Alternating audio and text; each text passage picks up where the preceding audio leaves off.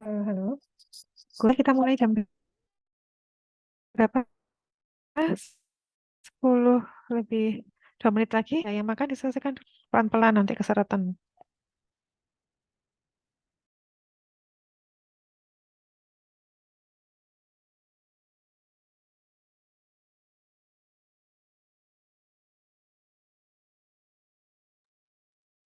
2 menit lagi kita mulai ya, jam 10.12.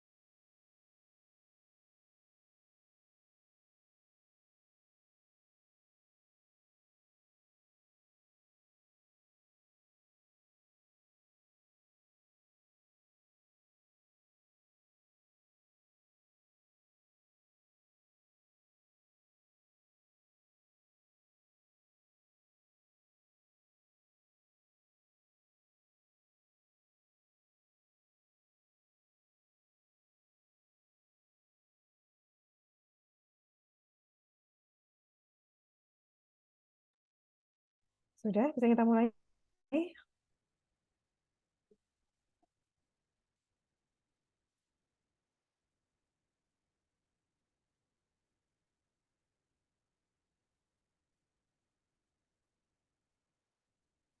Yang makan bisa dimasukkan dulu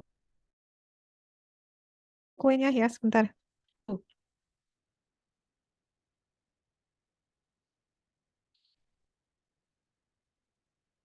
Sudah, kita mulai ya untuk lanjut dengan kuliah tentang sistem otot. Harusnya sih sistem tulang dulu, tapi karena Bu Safrina berhalangan, kita tukar ya dengan minggu depan ya.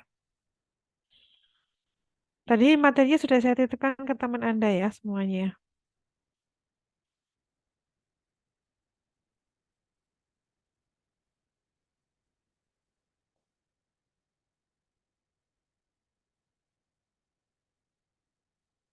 Otot disebut juga dengan miologi ya. Mio itu dari kata otot, logis atau logos itu ilmu. Jadi ilmu mempelajari tentang otot ya. Jadi nanti kita akan belajar mulai otot-otot kepala sampai ke ujung kaki ya. Dalam hal ini, kalau kalian ingat pelajaran SMA, otot itu ada 3 macam ya. Otot polos, otot rangka, otot jantung. Nah, yang kita pelajari di sini khusus untuk otot rangka. Nah, dalam apa kaitannya adalah dengan fungsi lokomotornya atau untuk fungsi pergerakannya. Jadi tujuannya dengan mempelajari otot ini, untuk otot-otot rangka Anda bisa memahami bagaimana tubuh kita itu bisa bergerak. Jadi terkait antara tulang atau sendi dengan ototnya. Itu ya. Nah, otot rangka itu adalah otot yang melekat ke tulang, baik secara langsung atau tak langsung. Secara langsung itu ya ujung ototnya atau tendonnya itu melekat langsung ke tulang. Kalau tak langsung, dia bisa melalui apa melekat ke ototnya ya melalui aponeurosis itu. Kemudian fungsi otot skeletal karena dalam hal ini fungsi utamanya adalah untuk menggerakkan tulang ya. Dalam hal ini adalah persendiannya yang bergerak. Kemudian ini contohnya adalah pada otot-otot yang menggerakkan sendi-sendi tubuh kita itu ya. Otot wajah juga. Kemudian memetahakan posisi tubuh dan sikap. Ini contohnya adalah pada otot di punggung kita ya. Kalau Anda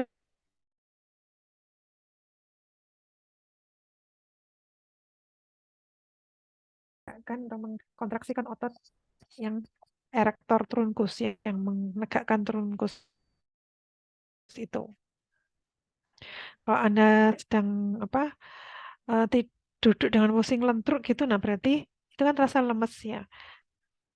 Kalau Anda tegakkan punggung Anda, nah itu terasa kalau dalam jangka panjang terasa capek ya karena otot-ototnya kontraksi. Tapi kalau Anda lengkruk gitu, nah itu otot erector trunkinya tidak kontraksi. Kemudian melindungi jaringan lunak ini contohnya otot di di abdomen ya. Nah, di bawah otot perut kita itu udah langsung organ-organ pencernaan, dalam hal ini adalah usus. Kemudian memelihara temperatur tubuh. Ya, misalkan kalau ada kedinginan ya kan akan menggigil. Ototnya itu bisa bergetar. Nah, itu salah satu fungsi otot untuk meningkatkan suhu tubuhnya ya. Dengan kontraksi dia akan memproduksi panas. Kemudian kalau apa sih pengertian dari tendon, kemudian fascia dan ligamen itu?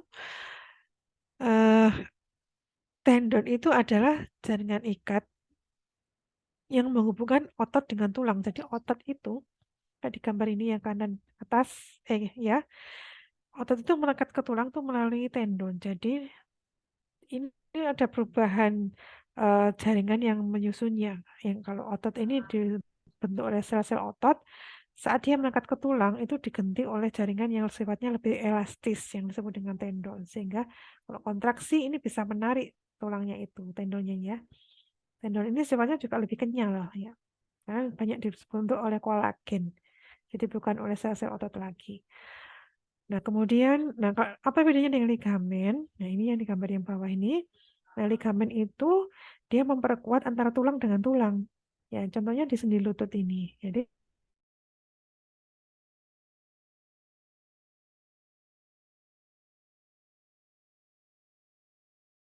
ada yang di dalam juga, nanti juga ada yang di luar. Jadi fungsi ligamen itu adalah untuk memperkuat sendi ya. Biasanya pada suatu sendi itu kan banyak ligamen-ligamennya itu. Kemudian disebut dengan fascia. Fascia itu jaringan ikat yang membungkus otot atau menghubungkan otot dengan otot ya. Contohnya yang di atas ini. Jadi ini satu sel otot atau satu serabut otot dibungkus oleh satu fascia.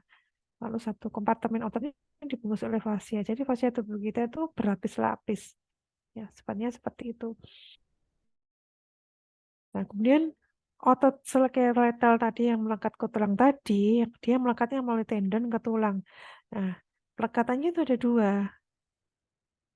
Di antara di atasnya sendi dan di bawahnya sendi. Karena fungsi dari otot rangka itu adalah untuk menggerakkan sendi. Ya, jadi Anda bayangkan aja secara logika ya.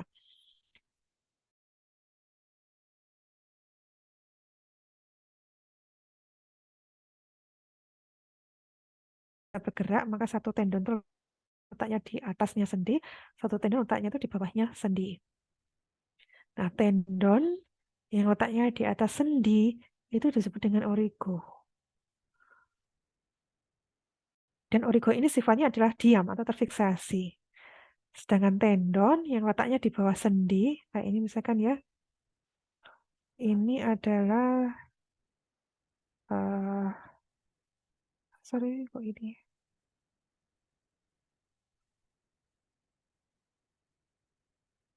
Uh, ini adalah tendon yang letaknya di bawah sendi yang disebut dengan insersio. Ini yang bergerak. Ya, saya ulangi. Tendon itu melekat, otot itu melekat ke tulang pada dua tendon. Tendon yang letaknya di atas sendi yang disebut dengan origo, ya. Dan origo ini sifatnya adalah diam. Tendon satunya letaknya di bawah sendi atau di distal dan disebut insersio dan ini sifatnya mobile atau bergerak. Nah, saat otot itu kontraksi, maka insersio ini akan ditarik ke arah origo.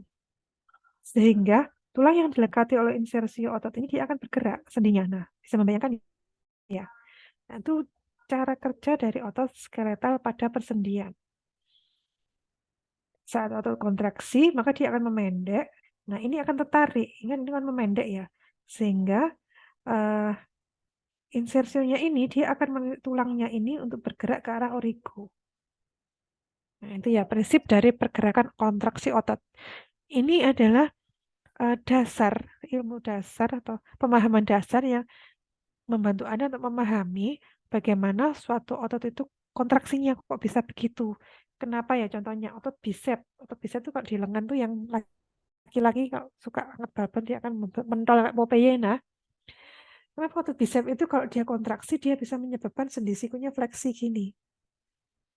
Lalu dengan paham di mana dia melekat, memahami aja ya, bukan menghafalkan, maka Anda bisa memahami gerakannya. Kenapa kalau otot ini, bicep ini kontraksi, sendi sikunya ini jadi fleksi. Ya, karena insersionya itu di sini, di os radius. Sehingga kalau bisep kontraksi, insersio ini akan tertarik ke arah origo, sehingga tulangnya ini, sendinya ini akan fleksi. Nah, seperti itu ya. Nah, itu prinsip kerja otot dari Anda lihat origo dan insersionya. Prinsipnya kalau otot kontraksi, insersio akan tertarik ke arah origo, sehingga tulang yang dilekati oleh insersio itu akan bergerak. Bergeraknya apakah selalu fleksi? Tidak tentu. Bisa fleksi, bisa ekstensi, ya tergantung. Nah, ini struktur dari otot seperti ini, ya. Tubuh dari otot itu disebut dengan venter, yang badannya ini disebut dengan venter, ya. Nah, ujungnya venter itu berupa jadi tendon.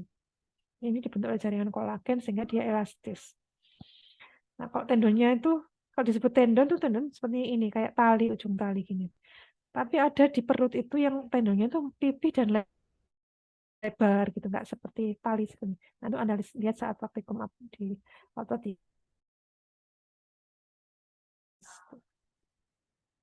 Nah, kemudian otot itu masing-masing otot itu punya namanya masing-masing. Nah, di dalam anatomi itu nama itu memberi peran yang sangat penting sekali. Jadi istilah apalah arti sebuah nama itu tidak berlaku di anatomi.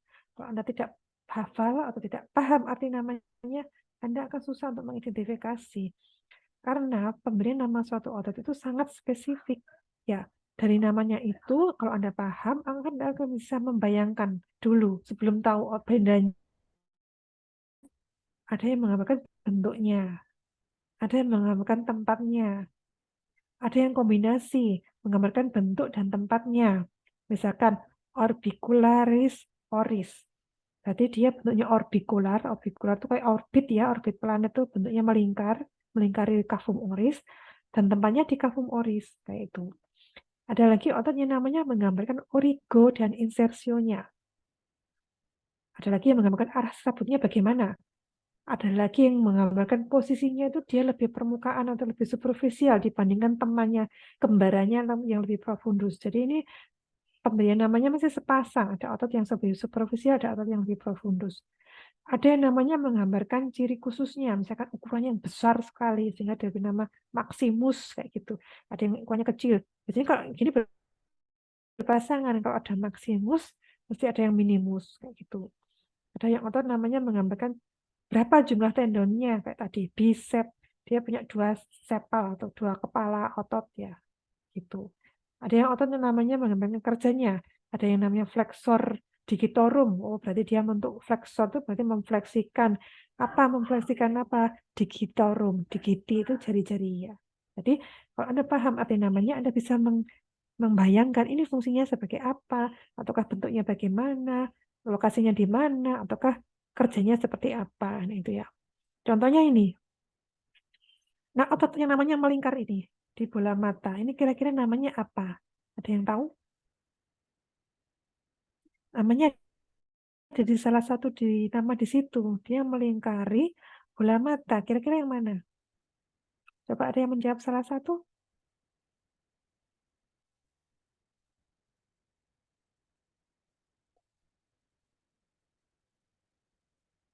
Apa yuk? Jawab salah satu tolong.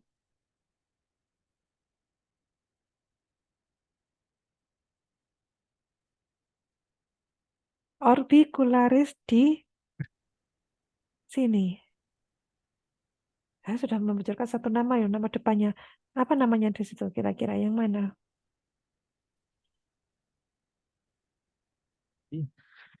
Musculus orbicularis oculi. Iya, betul ya. Orbicularis oculi. Lalu ada lagi orbicularis oris. Lalu trapesius yang ini, yang di punggung bentuknya trapesium. Deltoid ini yang segitiga, ini yang untuk injeksi. Kalau vaksinasi ya, vaksinasi COVID itu Anda disuntik di daerah bahu, ini lokasinya di sini, di musculus deltoid ini kan, bentuknya segitiga. Rhomboid ini di punggung, ini bentuknya rhomboid itu jajaran genjang ya itu. Ini yang dua ini namanya menggambarkan bentuk dan lokasi ya, orbicularis oculi, orbicularis oris itu ya. Kalau ototnya namanya menggambarkan lokasinya aja, contohnya ini ya, musculus temporalis, karena dia melekatnya di os temporal. Musculus infras, ini namanya double, musculus infraspinatus, Kalau sudah M ini nggak usah muscle ini ya, ini salah ketik. Musculus infraspinatus, artinya dia di bawahnya apa? Spinanya dari scapula itu ya. Spina scapula itu kalau entong-entong tuh ya, scapula kan tulangnya di belakang di punggung. Kalau ada yang menonjol itu spinanya. Spina itu bentukan seperti duri kan, dia memanjang. Nah, itu otot ini letaknya di bawah, infraspina scapula itu. Ini otot yang namanya menggambarkan origo dan itu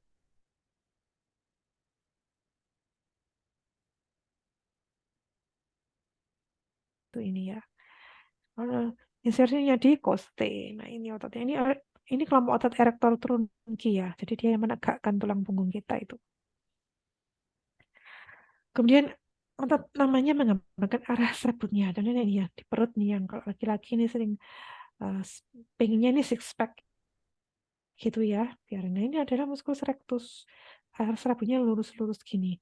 Rectus di abdomen. Jadi rectus abdominis.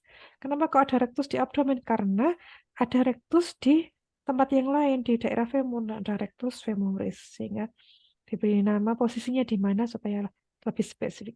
Nah, ini yang tampak putih-putih ini yang disebut dengan aponeurosis ya.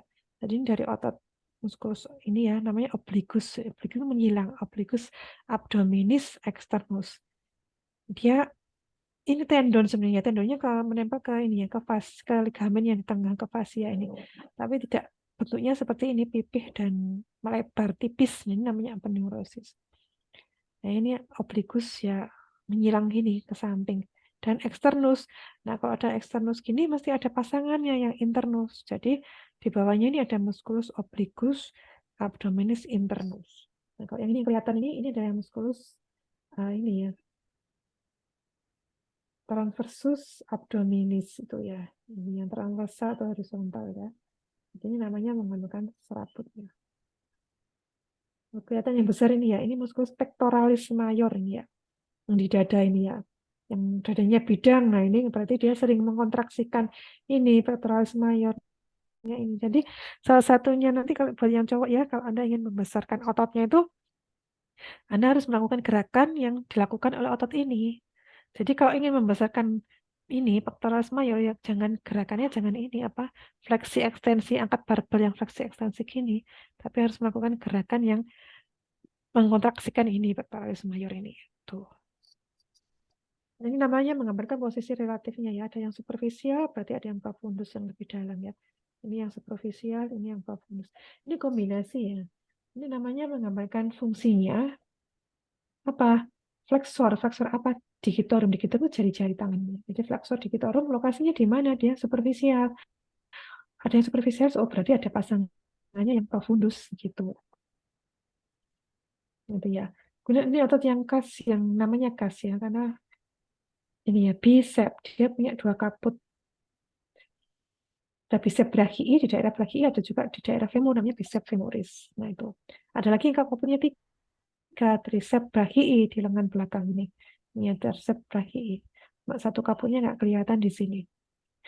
Ada yang namanya khusus, nah ini perlu dipahami atau dipelajari aja ya. Yang maximus itu kayak otot pantat ya, gluteus maximusnya.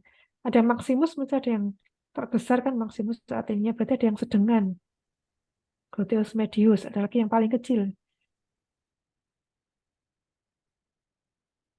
Ada yang muskulus titik-titik mayor, maka mesti ada yang muskulus titik-titik yang minor. Begitu ya. Ada yang titik-titik longum, berarti ada yang titik-titik brevis pendek. Ya, longum panjang, brevis pendek. Jadi berpasangan ya, kalau memakai nama yang konotasinya seperti ini ya. Ada panjang, mesti ada yang pendek, ada yang besar, mesti ada yang kecil. Gitu. Ini namanya menggambarkan fungsinya. Jadi sudah jelas apa sih fungsinya? Pronator teres, oh berarti ini pronasi. Flexor carpi ulnaris. Carpi itu daerah pergelangan tangan ya. Ulnar itu dari sisinya apa searah dengan jari kelingking atau jari lima. Jadi ini otot ini fungsinya adalah untuk memfleksikan pergelangan tangan yang sisi kelingking. Nah, gitu. Ya, dan seterusnya ya. Jadi untuk bisa paham ini, Anda harus bisa sudah paham tadi ya terminologi tadi, istilah-istilah. Nah, sekarang kita membaca otot yang menggerakkan sendi-sendi di tubuh kita ya. Ya, aja langsung ototnya ini. Ini di sendi bahu ya. Sendi bahu itu otot yang bekerja atau menggerakkan adalah ini ya.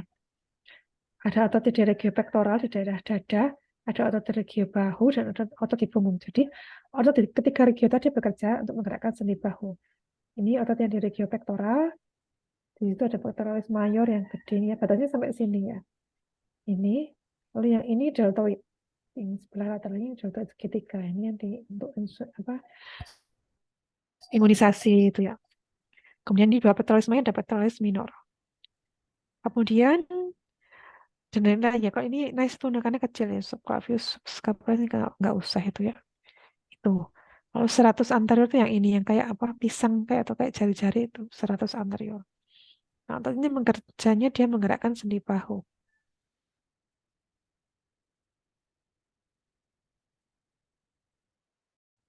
Trapezius yang trapesium ini, lalu latissimus dorsi itu yang lebar ini, kemudian ini kecil ya, fatal scapulae kecil, rhamnoides major dan rhamnoides. Nah, sekarang Anda perhatikan ya, saya tadi sudah menyinggung tentang origo dan insersio.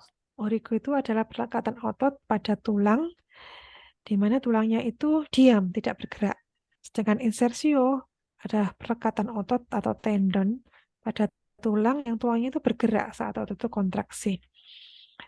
Nah, secara umum, maka origo itu, tulang yang diam itu, pelekatan otot pada tulang yang diam. Nah, origo itu letaknya adalah pada tulang-tulang yang diam, ya, yang tidak bergerak pada tubuh kita. Lokasinya di mana tulang yang tidak bergerak itu untuk relatif stabil. Kalau di belakang, dia adalah pada tulang punggung ini, kolumna vertebralis. Ini kan diam. Kalau di depan,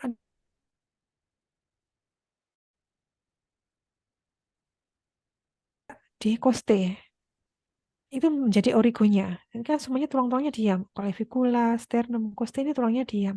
Artinya diam ini apa? Kalau sendi bahu ini bergerak, dia tidak ikut bergerak. Kalau sendi bahu bergerak, yang bergerak apa? Ini. Os humerusnya ini yang bergerak. Nah, itu ya. Nah, jadi bisa dipahami sampai di sini ya, bahwa origo itu letaknya kalau di depan adalah pada ini tulang-tulang yang membentuk kerangka dada pada sternum, costae.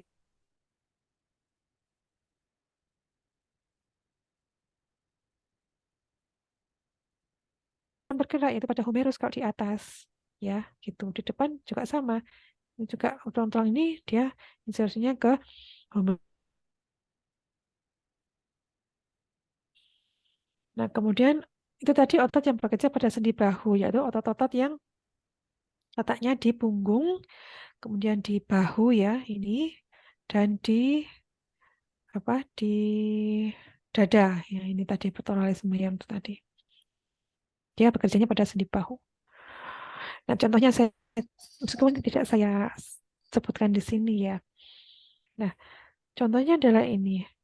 Pectoralis mayor ini Anda lihat ya, origonya itu di sini lebar gini, penuh ya lebar. Insersinya kecil di sini di os humerus.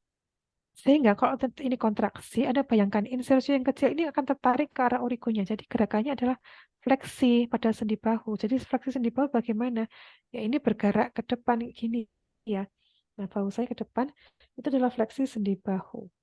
Jadi kalau Anda yang laki-laki mau membesarkan otot dadanya, maka gerakannya dilakukan apa? Ini fleksi sendi bahu, bukan fleksi pada sendi siku ya, tapi ini gerakan pectoralis mayor, fleksi pada sendi bahu. Nah, seperti itu ya.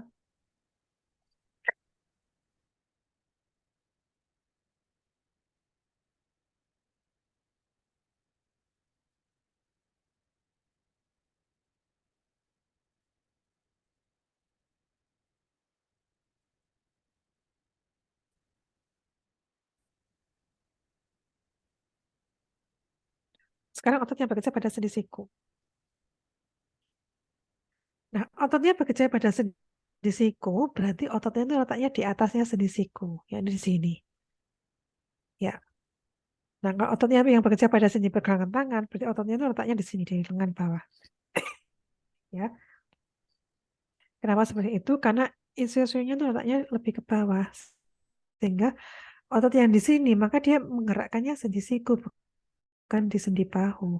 Otot di lengan bahu, maka dia bekerja atau menggerakkan sendi pergelangan tangan, bukan sendi siku ya. Karena insersinya letaknya di bawah, itu tadi prinsipnya. Sehingga otot-otot di lengan atas ini adalah sebagai flexor untuk sendi siku. Ya, kalau ke depan kan gerakannya fleksi ya.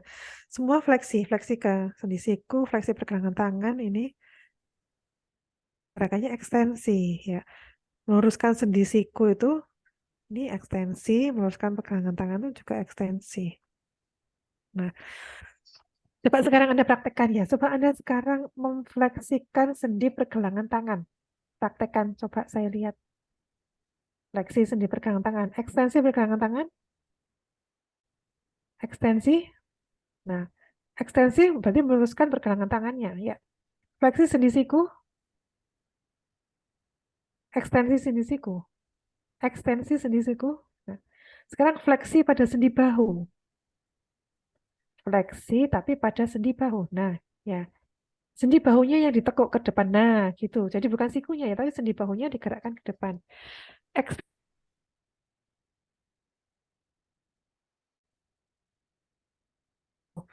Ya, jadi beda ya fleksi pada sendi siku ataukah pada sendi bahu. Nah, itu. Kalau yang fleksi sendi bahu tadi apa? Ini musculus pectoralis major ya. Kalau kontraksi dia gini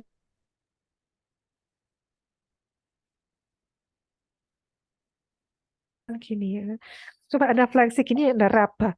Maka akan teraba ini bisepnya ini mengeras ya kontraksi. Atau kalau kontraksi dia keras. Nah, itu.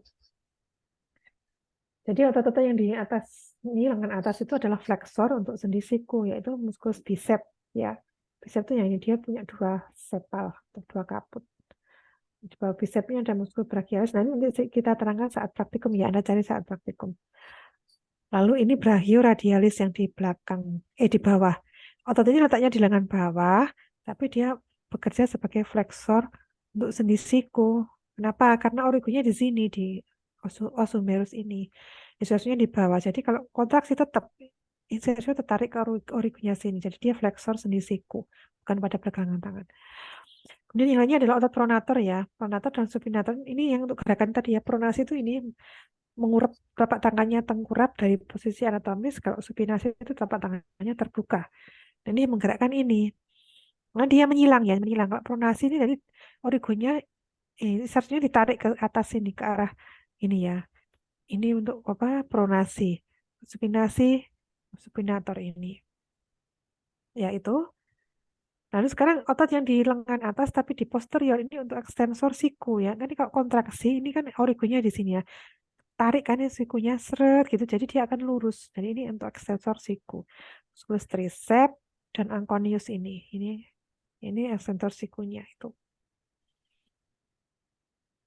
Sekarang otot yang bekerja pada sendi pergelangan tangan. Kalau ada yang tidak tahu, Anda bisa langsung bertanya interupsi ya. Nah, sekarang otot di lengan bawah ini fungsinya untuk apa?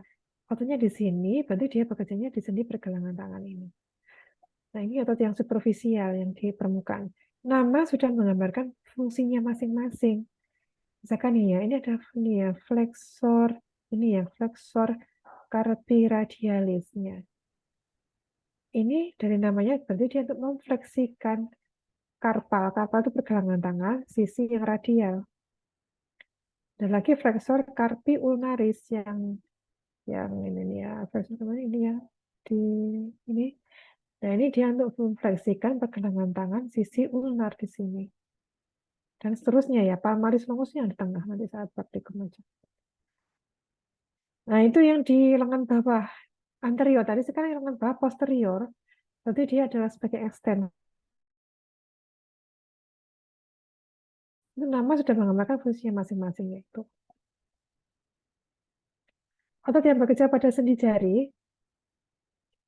Nah, ini flexor tadi ada yang sampai ke sini, ke ujung-ujung jari tangan. Karena dia fungsinya untuk fleksi jari-jari tangan. Sudah tercermin di namanya, flexor digitorum superficialis. Nyatunya di depan. Flexor digitorum profundus, lebih bawah lagi. Flexor pollicis, ini untuk ibu jari khususnya. Di lengan bawah yang posterior untuk ekstensor jari-jari ya. Ekstensor digitorum, ini untuk jari-jari ini. Ekstensor digiti minimi untuk ibu jari kelingking, dan seterusnya. Nah, ini sekedar tahu aja ya, otot di telapak tangan kita itu ternyata banyak sekali ototnya. Kalau dilihat itu ada 3 gundukan ya, atau 3 kompartemen. Yang di ini kalau Anda lihat coba telapak tangan Anda lihat yang daerah ibu jari kan bendol, ini namanya kompartemen tenar. Daerah kelingking juga ada bendolan, ini disebut kompartemen jemputan larat dan ini yang di tengah. Jadi karena jari kita itu untuk melakukan gerakan halus, maka semakin banyak ototnya di sini.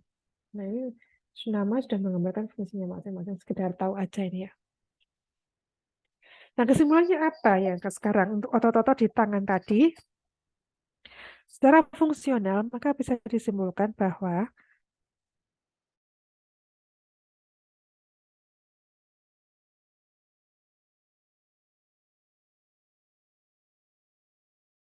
bagian anterior, entah itu lengan atas, tangan bawah, ataupun ini jari-jari tangan. Pokoknya kalau lokasi ototnya di anterior, flexor. Sedangkan semua otot yang lokasinya di posterior, baik lengan atas, lengan bawah, ataupun jari-jari tangan, semua otot yang di posterior itu fungsinya adalah sebagai ekstensor. Sebagai ekstensor sendi apa? Tergantung lokasi otot itu di mana. Kalau dia di lengan atas, ya di regio brachii ini, maka dia bekerjanya adalah pada sendi yang lebih bawah, yaitu pada sendi siku. Kalau ototnya di lengan bawah, maka dia bekerjanya sebagai flexor pada sendi pergelangan tangan. Ya, bisa dipahami atau jari-jari, tergantung sejauh mana tendonnya berhenti. Ya, kesimpulannya seperti itu. Jadi semua otot di lengan itu kalau yang anterior sebagai flexor, semua otot di posterior sebagai ekstensor. Ekstensor apa? Sesuai dengan lokasinya. Kalau dia di lengan atas berarti sebagai flexor atau ekstensor untuk sendi siku. Kalau di lengan bawah berarti dia sebagai flexor atau ekstensor pergelangan tangan. Bisa memahami ini ya yang kesimpulannya ini tadi. Kita lanjutkan untuk yang inferior ya, untuk kaki. Untuk regio di ekstremitas inferior itu terbagi menjadi regio glutea, pantat ya, kemudian femoris, paha atas, cruris itu paha bawah, lalu pedis itu kaki. Nah, itu ada 4 regio. Kalau tangan lengan tadi, lengan atas itu brachii, bahu dulu ya, kemudian lengan atas atau brachii, lengan bawah atau antebrachii, dan manus atau tangan. Nah, kami lagi ke sini. Sekarang regio glutea. Di sini ada otot yang besar yang namanya gluteus maximus. Ini ya, kalau Anda melakukan injeksi pada pantat itu lokasinya adalah pada gluteus maximus ini. Di bawahnya ada gluteus medius. Di bawah gluteus medius ada gluteus minimus. Ini yang harus tahu itu aja, yang lainnya nice to know ya. Nah, otot ini bekerjanya pada sendi panggul. Pertama ini ya, gluteus maximus ini ekstensor sendi panggul. Bagaimana ekstensi sendi panggul itu? Anda mengarahkan kaki Anda ke belakang ya. Kalau seperti pada gerakan apa ya? Mau menyepak itu ya, mau menyepak bola itu kan kaki nggak langsung maju ke depan gitu kan. Supaya powernya kuat kan harus ditarik ke belakang dulu pada sendi panggul. Nah, itu gerakan ekstensi dulu pada sendi panggulnya. Setelah itu baru ditendang bolanya, jadi supaya powernya kuat. Kemudian otot di regio femoris ini dibagi 2 ya fungsinya oleh ini musculus sartorius. Nah, ada otot yang letaknya di sebelah medial sartorius, ini fungsinya untuk aduktor panggul. Ini ya. Ototnya apa saja? Ini ada beberapa nama otot. Nah, untuk nama-nama otot ini Anda pelajari saat praktikum dengan melihat atlas atau melihat slide ini juga boleh. Kemudian kelompok otot sartorius kolateral. Ini fungsinya berbeda ya. Yang kelompok otot medial ini fungsinya adalah untuk aduksi atau aduktor sendi panggul. Jadi aduktor panggul itu bagaimana ya? Anda merapatkan kaki ini ke kebelet pipis, ngempet pipis kan itu diaduksikan ya, merapat kakinya. Nah, itu adalah aduksi. Ototnya yang bekerja ini sebelah medial.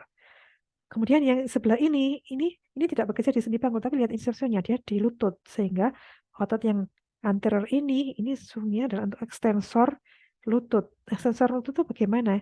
Anda bayangkan ya, kalau ini insersionya ini Ini kontraksi, insersi ini akan tertarik ke arah origonya atas. Jadi dia akan meluruskan sendi lutut ini. Ya, jadi untuk otot paha dibagi dua fungsi. Yang medial ini adalah untuk adduksi panggul. Ototnya apa saja ini sudah ada. Sartorius dan ini, kelompok ini yang lateral. Sartorius dan ini ya, rectus femoris, vastus ini adalah untuk ekstensor pada sendi lutut. Tuh. Femoris yang posterior, nah ini ada 4 otot, 3 otot di sini ya. Bicep femoris,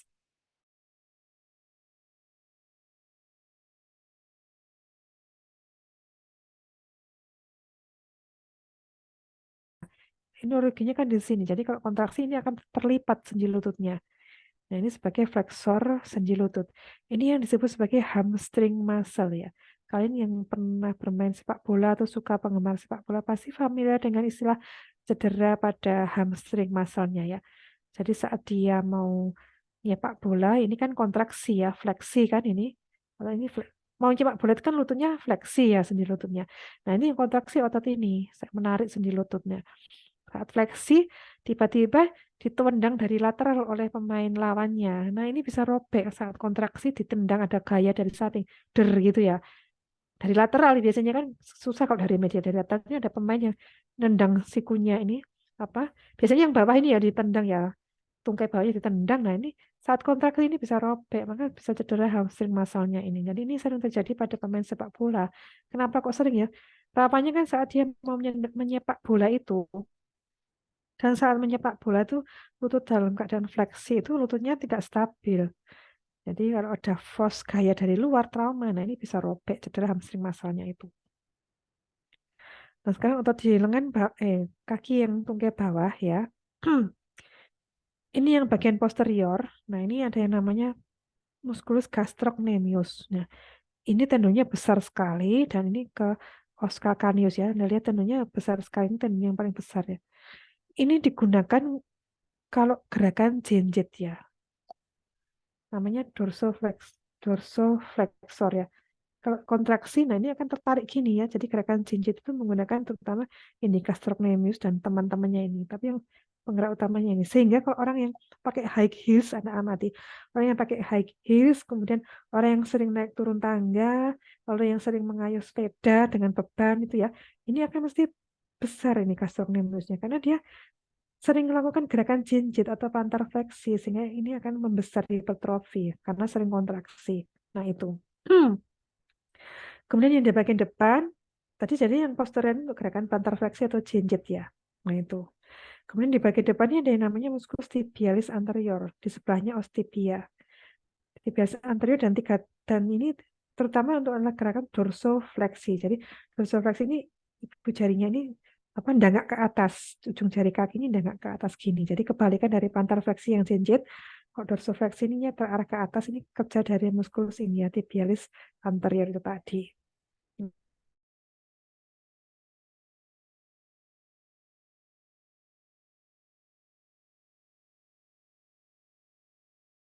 Ini lebih mudah.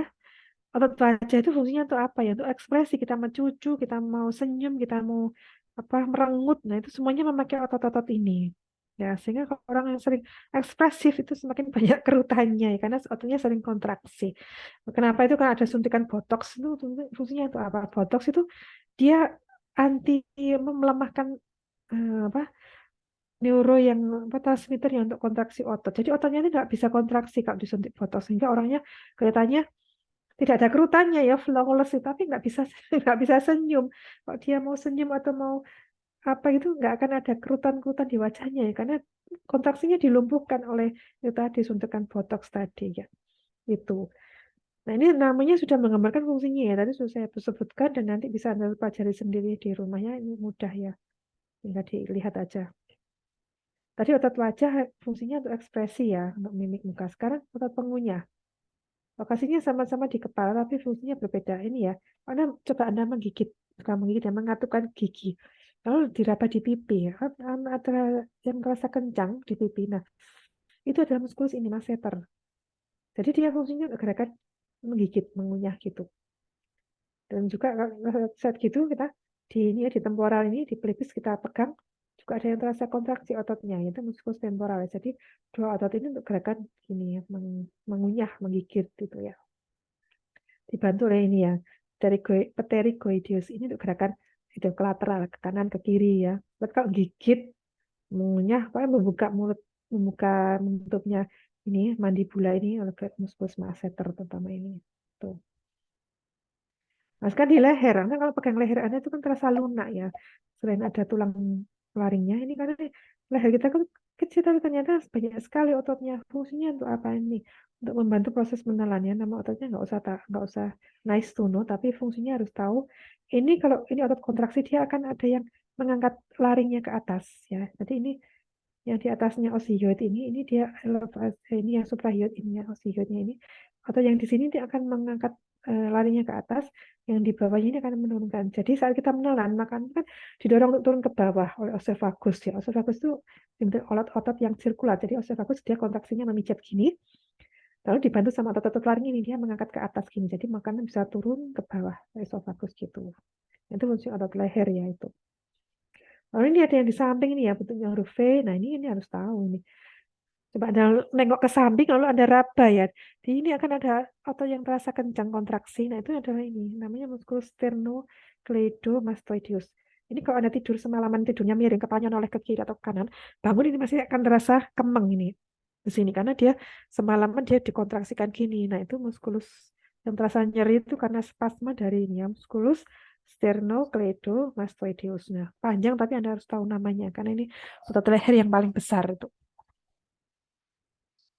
Sekarang otot di dinding toraks, apa fungsinya? Otot di toraks ini adalah untuk respirasi saat menarik nafas, yaitu yang kontraksi saat menarik nafas itu dua, ini ya, interkostalis, berarti dia lokasinya di antara koste ini. Ini, kalau kita inspirasi memasukkan udara, kenapa udara bisa masuk ke kafum toraks? Karena ada kontraksi dari ini, musculus intercostalis externa dibantu dan diafragma ini yang sekat menjadi kubah antara penyekat antara kafum toraks dengan kafum abdomen. Jadi kalau otot ini kontraksi, dia akan menarik kursinya keangkat ke atas dan ke depan sehingga ke depan gini ya. Lalu diafragmanya ini turun, yang cembung ini turun sehingga volume kafum toraksnya meningkat. Kalau volume meningkat maka akan berbanding terbalik dengan tekanan udara. Tekanan udaranya akan negatif, jadi udara tersedot masuk ke dalam kafum toraks ini. Saat ekspirasi, yang tadi semula ini kontraksi dia relaksasi kembali. Nah, dengan kembalinya ini, ototnya ini, maka volume kafum toraks mengecil. Kalau volumenya mengecil, tekanannya meningkat, maka udara terdorong untuk keluar dari kafum toraksnya itu. Nah, seperti itu ya fungsi otot toraks untuk respirasi. Sekarang otot abdomen. Apa fungsi otot abdomen ini? Antara lain dia melindungi organ yang di bawahnya ya. Di bawahnya ini yang profundus itu ada organ-organ pencernaan.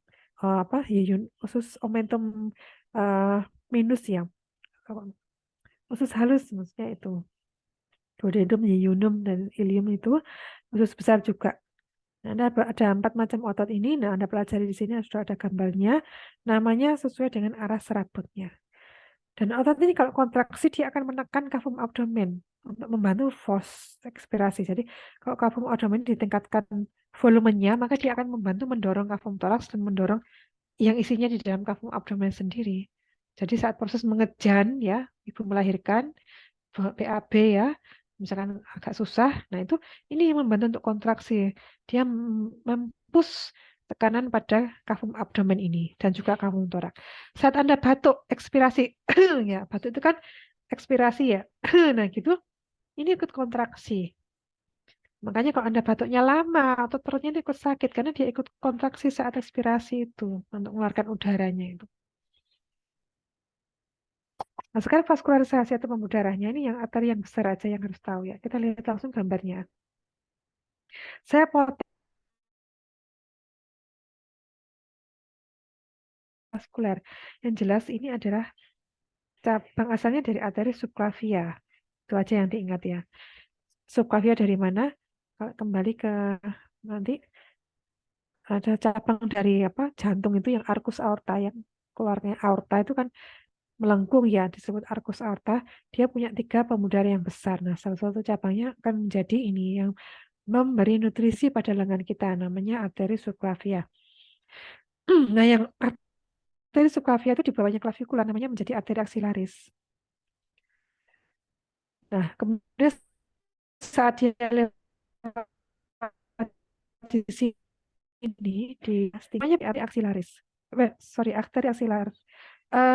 Arteri brachialis ya. Jadi arteri aksialis itu pendek sekali di bawah klavikula sampai di sini.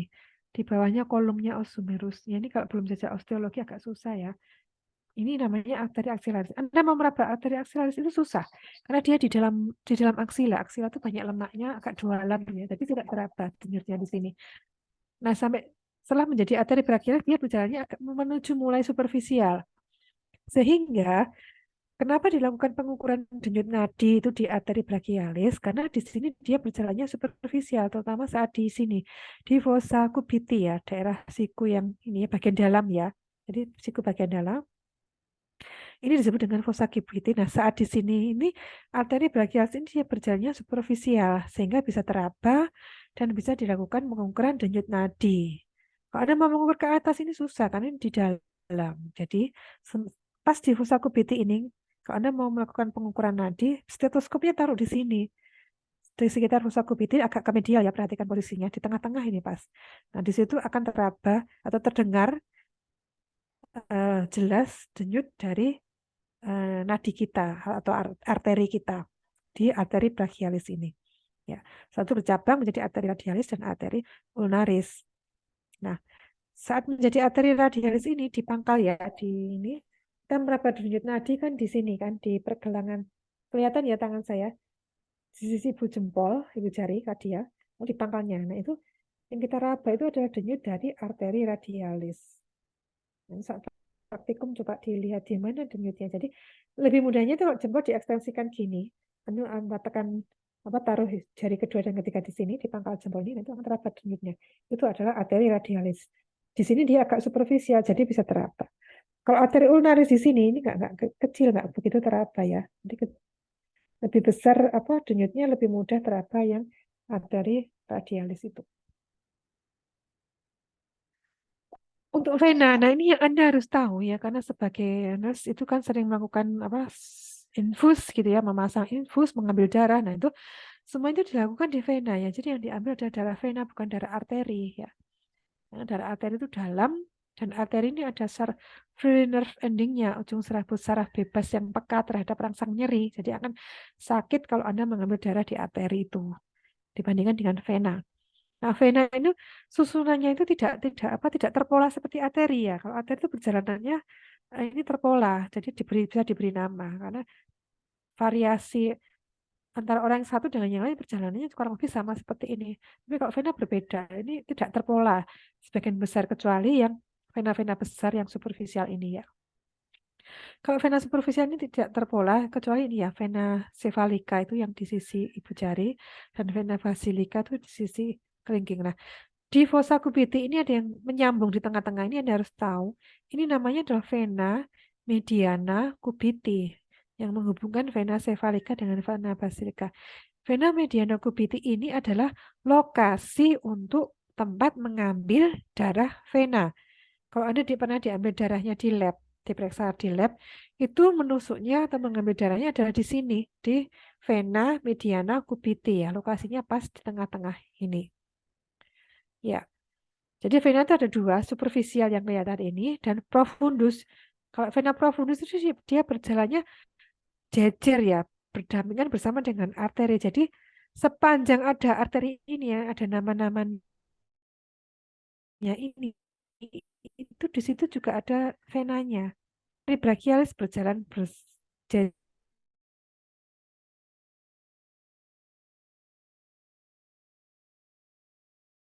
Profundus itu mengikuti perjalanan arterinya.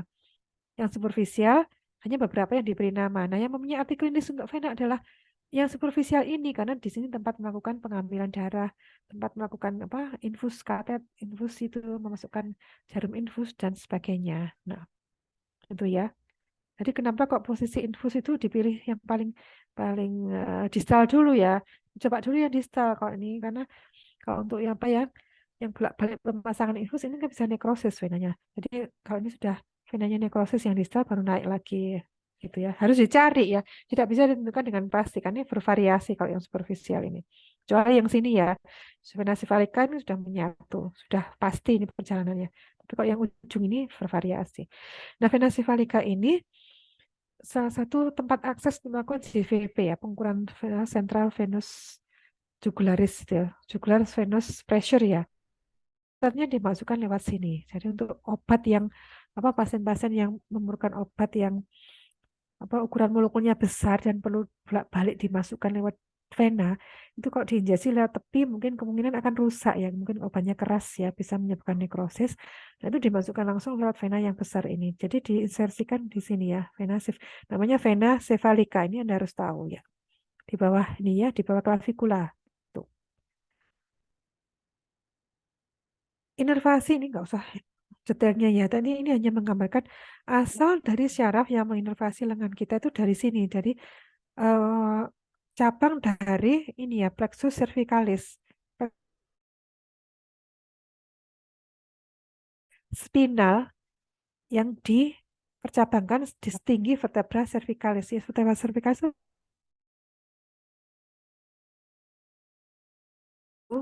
persarafan di lengannya.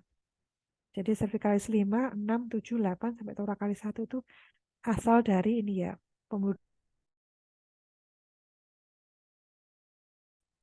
Nah, poinnya seperti ini ya, bahwa ada yang disebut dengan nervus radialis. Prinsipnya ini aja yang Anda pegang. Nervus radialis ini dia letaknya atau berjalan di posterior lengan kita. Ya, dia di posterior di mana tadi lengan yang posterior itu ototnya fungsinya adalah untuk ekstensor. Jadi kalau terganggu nervus radialisnya, maka orangnya tidak bisa ekstensi. Tergantung cederanya setinggi apa. Kalau di atas sini ya tidak bisa ekstensi siku sama pergelangan tangan. Seperti itu. Nah, nervus axillaris ini nervusnya kecil dan pendek perjalanannya, lokasinya di aksila. Ini menginervasi muskulus deltoid ini ya. Ini untuk gerakan ini abduksi ya, abduksi lengan mengangkat lengan ke atas gini. Jadi kalau orangnya tidak bisa ambil baju di hanger itu mungkin cedera nervus axillarisnya ini. Nervus medianus ini nervus yang panjang ini paling panjang ini dia tapi menginervasi di sini ya. Otot-otot di lengan bawah ini otot untuk ini ya untuk fleksi pergelangan tangan. Nah, ini otot yang punya apa kelainan apa patologis atau penyakit yang cukup sering dijumpai ya.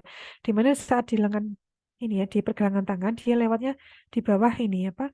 Ini ada namanya kanalis carpi atau terowongan carpi. Nah, dia nervus ini berjalan di bawah terowongan itu. Nah, kalau ada orang yang gerakannya pekerjaannya ya sering melakukan gerakan fleksi gini. Jadi sering melakukan pergelangan tangan. Fleksi ekstensif pergelangan tangannya ditekuk-tekuk gitu. Seperti apa? Misalkan ya, ini mulai nih apa ngiteri ngiteri tampah itu ya, tahu tampah ya. Nah, anak sekarang tahu tampah apa enggak ya? Itu yang pokoknya digini-ginikan dia Kak.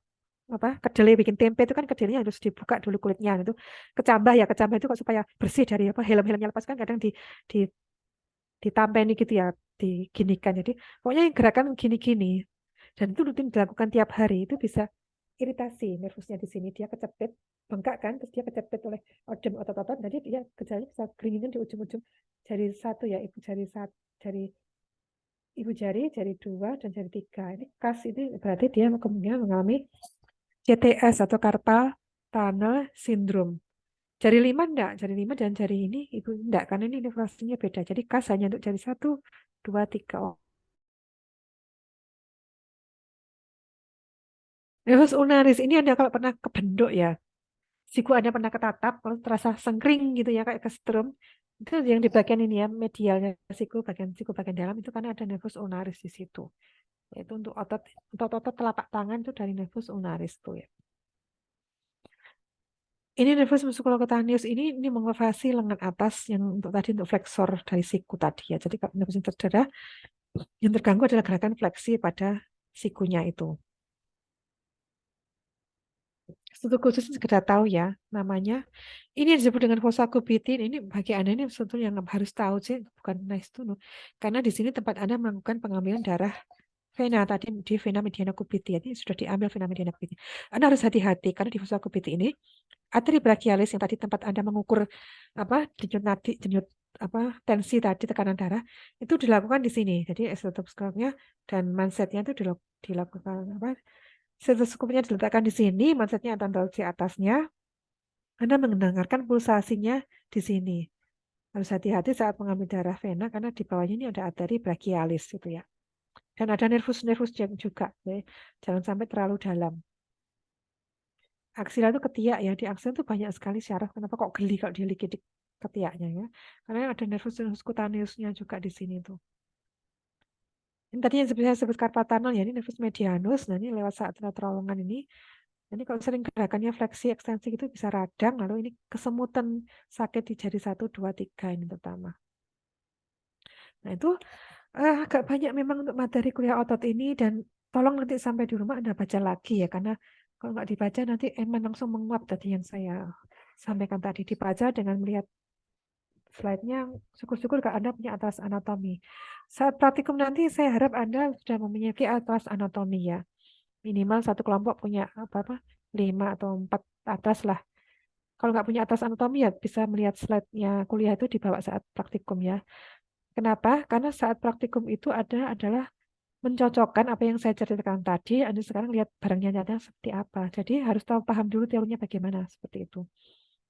Ya nanti akan saya share saat mau menjelang praktikum untuk apa checklist petunjuk praktikumnya.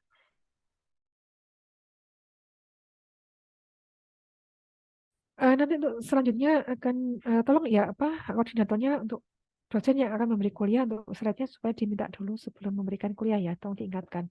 Kemarin saya juga lupa.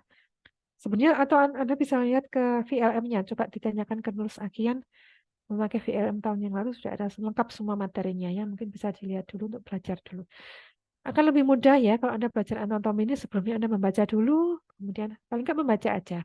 Lalu setelah selesai kuliah Anda juga baca lagi. Nah, retensinya akan lebih lebih mudah.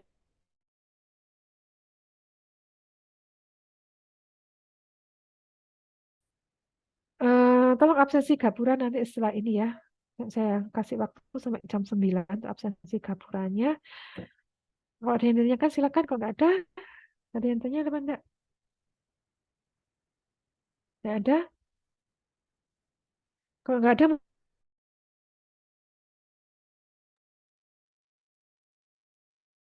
Permisi dok, ada yang mau bertanya. silakan. Saya stop share ya. Apa langsung tanya aja pakai mic sebelum saya akhiri ininya. Silakan. Dok, permisi izin bertanya. Tadi dokter sempat menyebutkan bahwa salah satu suntik yaitu vaksin itu dilakukan di Musculus intramuskular. detail. Ya. Eh, Kenapa pertimbangan apa yang digunakan? Kenapa kok nggak disuntikan melalui intravena begitu? Terima kasih. Kalau pertimbangan kenapa kok ada yang intramuskular, ada yang intravena. Itu pertama mungkin dari jenis apa obatnya ya. Sifat molekul obatnya. Kalau eh, obat-obatan yang perlu slow release, yang perlu dilepaskan pelan-pelan, perlu absorpsi pelan-pelan, itu penyuntikannya intramuskuler karena efeknya jelas akan lebih cepat yang intravena karena dia langsung masuk ke aliran darah langsung menuju ke target organ. Jadi pertimbangannya yang lebih paham adalah pabrik obatnya sebenarnya. Mereka yang menentukan obat ini diinjeksikan pemasukannya lewat vena ataukah lewat muskular. Nah, itu. Jadi tergantung dari sifat dari obatnya itu. Kalau obat yang jadi itu yang mengemas itu adalah dari farmasinya. Sesuai dengan tujuannya pula. Ada lagi yang ini ya, obat yang dimasukkan lewat aerosolnya. Jadi kenapa obat yang aerosol? Karena dia perlu efek yang paling cepat. Misalkan pasien asma sesak nafas itu kalau menunggu bisa dia intravena atau intramuskular. Misalkan ada obat yang posologinya atau sediaannya dikhususkan untuk itu ya, tapi efeknya akan lama. Jadi misalkan obat sesak itu sediaannya aerosol, ya, obat hirup supaya langsung ke target organnya ke saluran nafas kan. Saluran nafasnya kalau orang sesak asma itu dia odem, bengkak gitu, sudah odem lalu otot porosnya menyempit, kemudian ada mukosnya dan itu kan harus cepat kalau enggak orang bisa kehabisan oksigen. Nah, itu obatnya aerosol langsung bekerja ke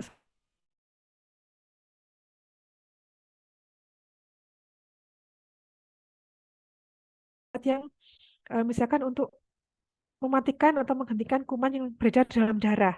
Maka obatnya perlu dimasukkan lewat mana?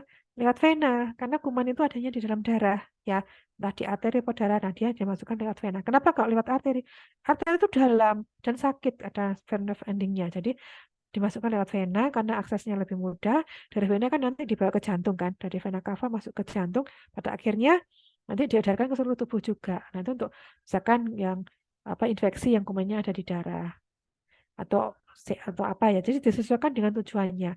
Ada lagi yang intramuskular ya, karena obatnya tidak perlu harus cepat mencapai target otot, ini harus dilepaskan pelan-pelan lewat otot seperti itu. Nah, seperti itu kurang lebih ya, Mbak ya. Jadi kita harus memperhatikan obat ini dimasukkan lewat vena atau lewat otot. Kalau lewat vena ya harus lewat vena, jangan dimasukkan lewat otot dan sebaliknya. Ya, seperti itu. Baik, Dok. Lagi, Terima kasih. lagi yang bertanya? Dan kenapa memilih musculus deltoid dan musculus gluteus maximus ya kalau di pantat? Oh, no. Kalau vaksinasi mau di pantat kan susah ya. Vaksinasi sebenarnya bisa saja di pantat, tapi orangnya harus lebih lama kan prosesnya ya, seperti itu. Kenapa memilih muskulus deltoid? Karena di muskulus deltoid itu pertama, dia ototnya tebal. Kemudian tidak ada saraf ataupun arteri yang di situ, jadi relatif aman. Nah, kenapa memilih gluteus maximus kalau di pantat ya? Karena ototnya juga tebal gluteus itu.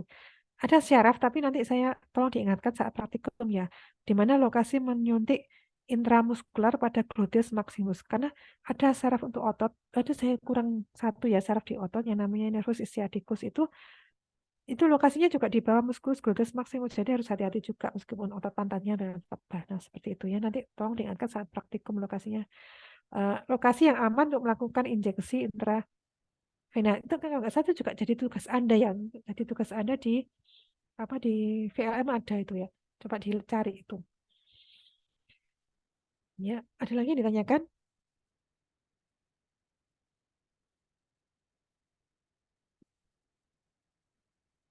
Sudah? Anda bisa menanyakan yang terkait dengan materi ataupun yang dilatih ya. Yang laki-laki setelah Jumatan ya, kurang tahu 11.30. Ada lagi yang bertanya? Tidak ada. Nah, mudah-mudahan tadi nanti di rumah coba tolong dipelajari lagi ya. Saya akhiri kuliahnya hari ini ya. Mohon maaf kalau ada kekurangan atau kurang jelas yang saya sampaikan.